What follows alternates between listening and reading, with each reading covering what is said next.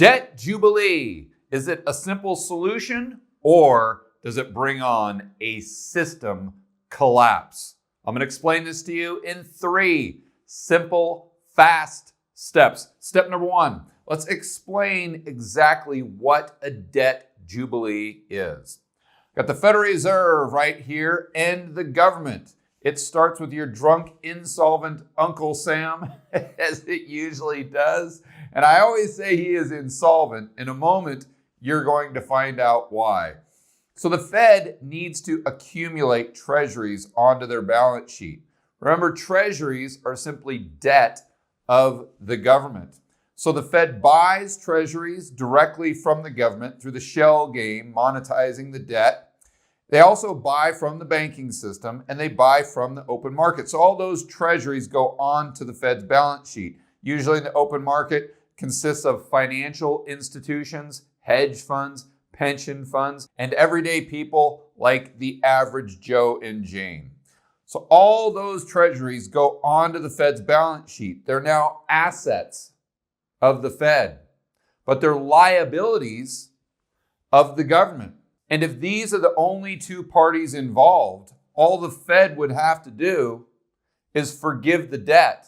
And we look at assets and liabilities as these tangible things that we can hold, like it's a bar of gold, or maybe it's a contract we have with someone. But it's really just electronic digits that are in an account. All they would have to do is come in one morning and hit the delete button on this side. That goes to 0. And then this side of the government balance sheet, just simply poof, it goes to 0. And you have to ask yourself this question. Would anyone even know? It's an interesting question that we're going to explore more in step number 2. But before we get there, let's go over some hard numbers. Right now, the government is $27 trillion in debt, but nominal GDP is only $21 trillion. So now the government has almost 130% debt to GDP. Currently, the Federal Reserve owns about $4.5 trillion in treasuries. So even if we had a debt jubilee right now, the same type of debt jubilee I just described right here, it would only take the government's debt down to about $22.5 trillion. It's still extraordinarily high. In fact, the debt to GDP ratio would still be over 100%. And the big problem the debt represents, if interest rates were to go back up to normal, what we've seen throughout history, maybe 5 or 6%, it would be very difficult for the government to service the debt through tax receipts alone, because almost all that money coming in from the tax payments would go to service the debt. Where are they going to get the money for all the other government expenditures? They would have to monetize the debt, and the release valve there would most likely be the United States dollar. But shelving that problem just for a moment, if we wanted to get a debt jubilee that would really matter, the Fed would have to buy a lot more treasuries than they already own. We'd need to get that debt to GDP ratio down to 80%, 60%, maybe even 50%. And to do that, the Fed's balance sheet would need to look a lot more like Japan. Editor, go ahead and throw up the chart, where we can see they own almost 60% of the government debt outstanding. And we're going to explore that later and the problems that may occur as a result of the Fed trying to buy more and more treasuries later on in the video. Whoa, time out. I wanted to insert a quick fun fact into this video. You may have noticed the asset side of the government balance sheet has a big question mark. How much does the federal government actually own? What does their balance sheet really look like? We know the liability side has over $27 trillion, but you may be shocked to find out that the asset side of the government's balance sheet has only $3.8 trillion. When you look at the asset side of their balance sheet and realize there's only $3.8 trillion there, compared to the 27 trillion plus they have on the liability side. I wrote it in here. It's just like that kid on The Simpsons, that Nelson Bully kid that always says, ha ha. It's like you're looking at your drunk, insolvent Uncle Sam doing the exact same thing. And when it comes to stuff like this, you got two choices. You can either laugh or you can cry. And I always try to laugh. That means that going all the way back to 2019, when we look at this article I pulled these stats from, and hat tip to Simon Black at sovereignman.com, he pointed out that back in 2019, of course it's way worse now, the government had negative equity, or they were upside down by 21.5 trillion. Now you know why I not only refer to him as your Uncle Sam, but your drunk, insolvent Uncle Sam. Think about it this way. The next time you go out and see a homeless person standing on the street begging for change, realize that individual is over $21 trillion richer than the government. And what really gets scary is when you start to look at what's included in the 3.8 trillion. The largest asset of the federal government is student loan debt. So when you think about how much taxes are going to be going up in the future, and you combine that with understanding that student loan debt is the only thing that you cannot wipe out in bankruptcy, it becomes crystal clear that today's young people, the millennials, the kids in college right now, are really indentured servants of the government. I think we can now all understand why Moody the millennial is so moody. Step number 2. What are the downside risks, the potential disasters that could occur from a debt jubilee? And it's actually a lot harder to figure out than you'd think. As an example, let's go to a recent clip from one of my favorite podcasts, The Endgame with Grant Williams and Bill Fleckenstein, where they try to think through what on earth would happen if Japan did a debt jubilee. There are two wildly different outcomes at either end of the spectrum, but there is the same number of dots you can take from the start to each of those outcomes, right? It could go this way, 1, 2, 3 steps, massive inflation, currency collapse. 1, 2, 3 steps in this direction, deflation. No, but yields go down. You can't really get to deflation because they took their debt to GDP from 400% to 200%. I mean, they got the bonds. They won that round. No, I agree. But what's the mindset in Japan?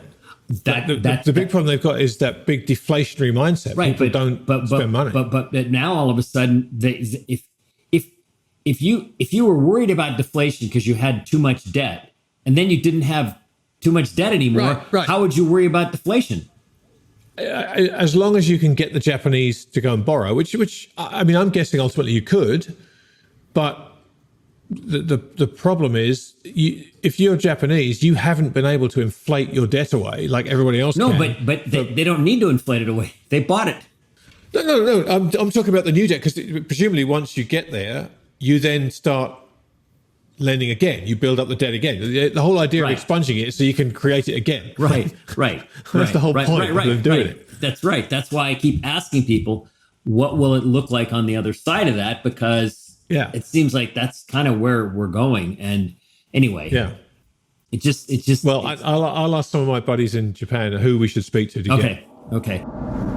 So I don't know if I can give Bill or Grant any specific answers, but I can go through my thought process because I've really been trying to figure this out myself. And maybe that can help them out when they do get that pro that understands the Japanese market on a future episode of The Endgame. So the first thing that they actually discussed in this episode is that rates could skyrocket. And the reason is because all the individuals that are left holding the rest of the bonds that weren't on the bank's balance sheet or the central bank's balance sheet, in this case, the BOJ, would immediately want to sell their bonds because they might think that they're next. In other words, if the government and the central bank are willing to go to these extremes, maybe they'll cancel all the debt and whomever is holding those bonds is going to be left holding the bag. The bottom line is it definitely creates more uncertainty, so those people would be incentivized to sell. The more selling, the more supply, prices go down, interest rates go up. One effect of a debt jubilee that they didn't go over in the podcast that I've been thinking through extensively is the central bank wouldn't be able to reduce the size of its BS or its balance sheet. Assuming the Bank of Japan controls interest rates the same way as the Fed through something called IOER, interest on excess reserves, they would have a mechanism to control lending or try to reduce the amount of lending if inflation ran hot, but they wouldn't have that other tool. To explain this further, let's go to the other side of this whiteboard. That's right, the George Gammon YouTube channel is getting professional. Wow, look at that. Awesome. So let's go into the potential issue of the central bank not being able to reduce their balance sheet. Here's how it works.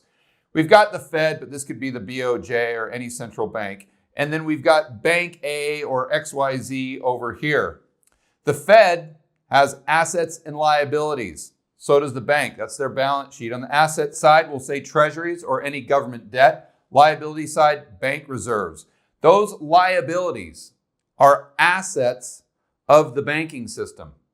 And these bank reserves are what gives the banks themselves balance sheet capacity to create loans. Just the easy way to think about it is the more bank reserves they have, the more loans they can create. It's not to imply they loan out the bank reserves. That's a whole different video. But just to get your mind around it, the more of these reserves they have, the more loans they can create in the real economy if there's demand and the banks see opportunity. So let's just say, for the sake of example, that with this one block of bank reserves, the banking system can lend out $10 trillion. If they create $10 trillion of loans, they're creating $10 trillion of money supply. Stated another way, they're creating $10 trillion of bank deposits or bank liabilities in the commercial banking system that are there to chase goods and services in the real economy, like cattle, wheat, or cotton. If the Fed does quantitative easing or whatever they do to create more bank reserves, that gives the banking system additional balance sheet capacity to create more and more loans. So if they added another 2 blocks of bank reserves, whatever that represents, then theoretically the banking system could create 30 trillion worth of loans, 30 trillion worth of bank deposits or liabilities, 30 trillion of money supply chasing the goods and services in the real economy. Let's think this through. The way the central bank reduces the supply of bank reserves in the system is by selling assets. You see, they take those treasuries, they sell them back to the bank, and then they go ahead and basically delete those bank reserves. So the bank is using the bank reserves to pay for the treasuries effectively. But if there are no treasuries, if there is no government debt because they do a debt jubilee, then they can't reduce the amount of bank reserves in the system. That would mean they can't reduce the balance sheet capacity of the banking system, and they would have no way to control all the additional loans that could be created or all the additional money supply going out into the real economy chasing goods and services. I'm not saying that this would be catastrophic, especially in a place like Japan where they've really battled deflation. But what I am saying is this would be an effect of a debt jubilee that we need to think about. But maybe the pros out there that know a lot more than I do can take this idea and run with it and give us some potential outcomes where we could look at it, weigh the probabilities for ourselves, and determine what might happen if the government tries a debt jubilee. The next issue that would definitely arise would be moral hazard. If you wipe out the government's debt or a percentage of that, all the politicians are going to think that there's free money just growing on trees and they could just spend and spend and spend to infinity and beyond, Buzz Lightyear style. To infinity and beyond! And there's going to be no downside whatsoever. And that's going to really distort the economy. More on that in step number 3. But also, I think, especially with today's societal narrative, is they'd probably try to wipe out consumer debt. Now, that could have some positives, but there's always a cost-benefit analysis. And what you'd be doing is creating a lot more M2 money supply.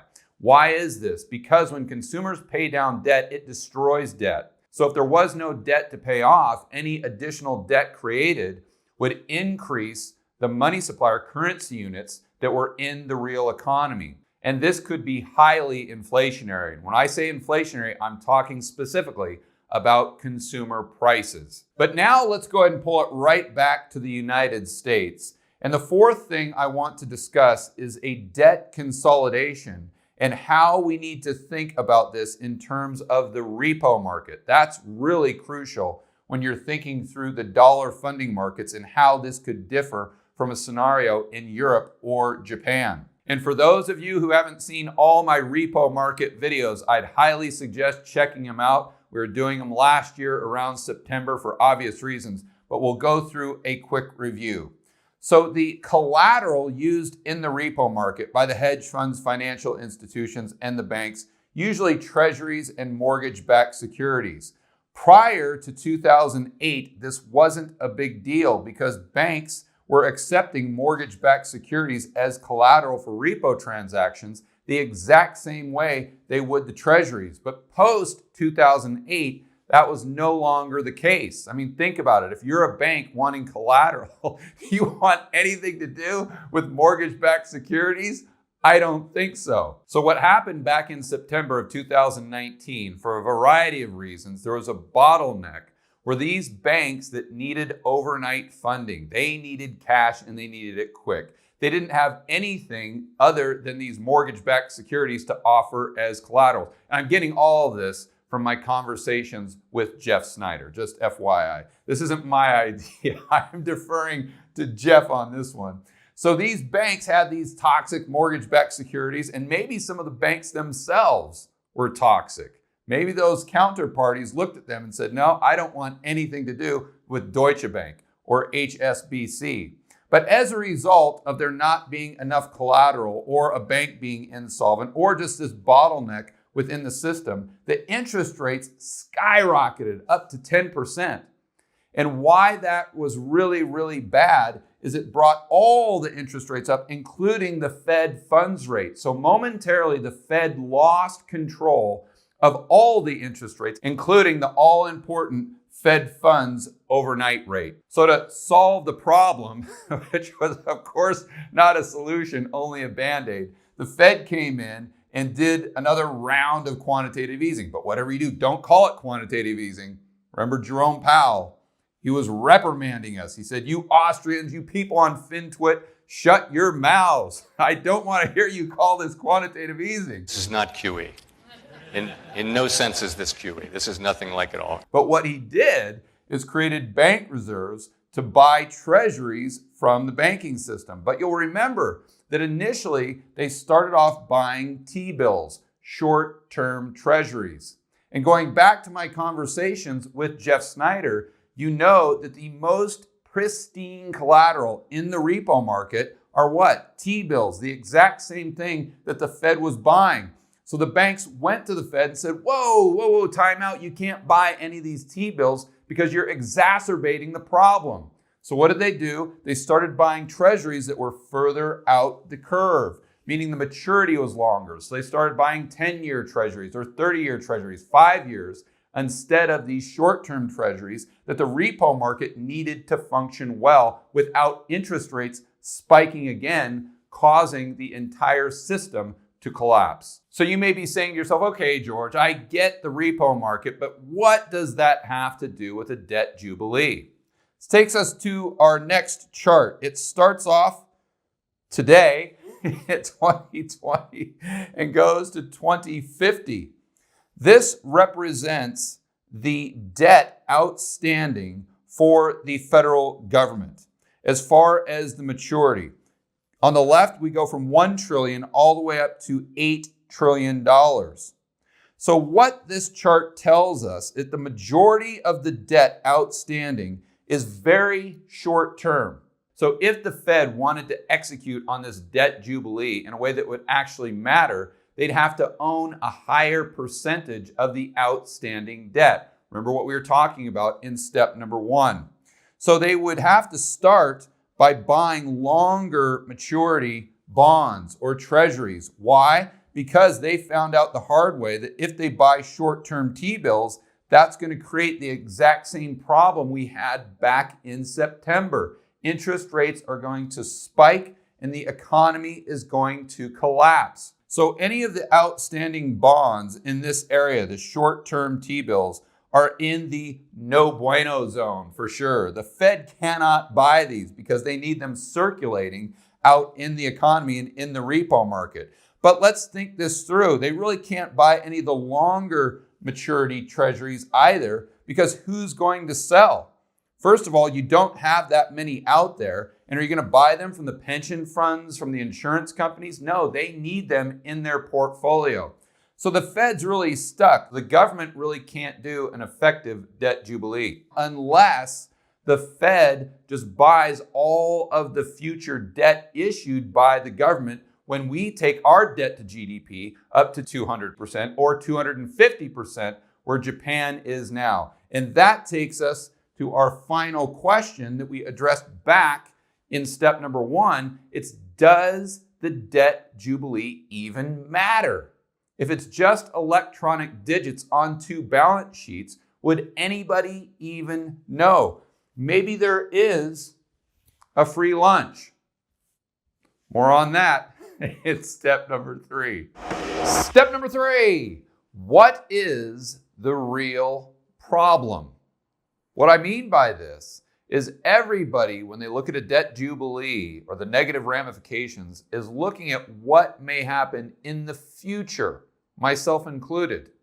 But I think, after I've thought this through for a long, long time, we shouldn't be asking the question of what would happen in the future if there's a debt jubilee.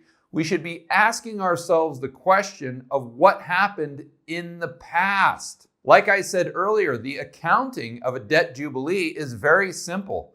It's just electronic digits. You click a delete button on the liability side of the government's balance sheet and another delete button on the asset side of the central bank's balance sheet, and poof, it's gone. If you didn't make an announcement, no one would really even know. Everyone wakes up the next morning, business as usual. So does that mean that there's free money, that the government can go ahead and just wipe out all of its debt and continue to spend like drunken sailors and we're off to the races? Absolutely not. Because all the damage was done in the past. All of this economic catastrophe that we're looking for, with interest rates going up, inflation going up, a huge debt deleveraging, or a deflationary downward spiral into the oblivion, it all happened before. It all happened as the debt was being accumulated. Here's what I mean.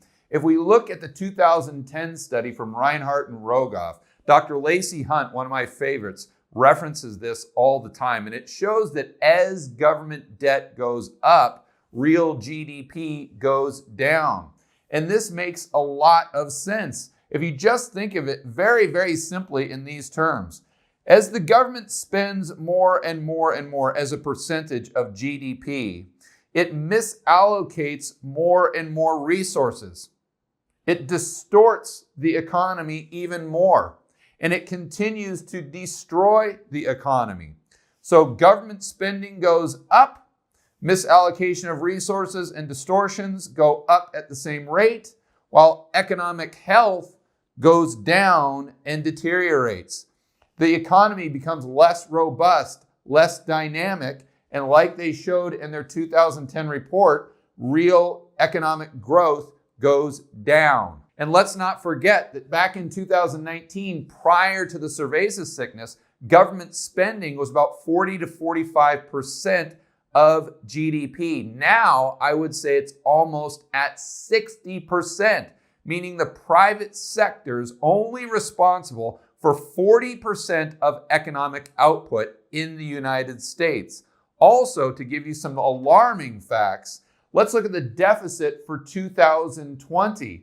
It's about $5 trillion. Well, you say, well, big deal, George. Let me give you some context. Between 1776 and 1996, the first 220 years of the existence of the country, of the United States, it racked up about $5 trillion in debt. So we'll accumulate just as much debt this year as we did in the first 220 years of the United States. Think about how many resources are being misallocated, how wildly the economy is being distorted and destroyed in 2020. But I think the easiest way to look at this is taking an analogy from my good buddy in Puerto Rico, Peter Schiff. And when the government spends more and more and more as a percentage of GDP, the economy gets addicted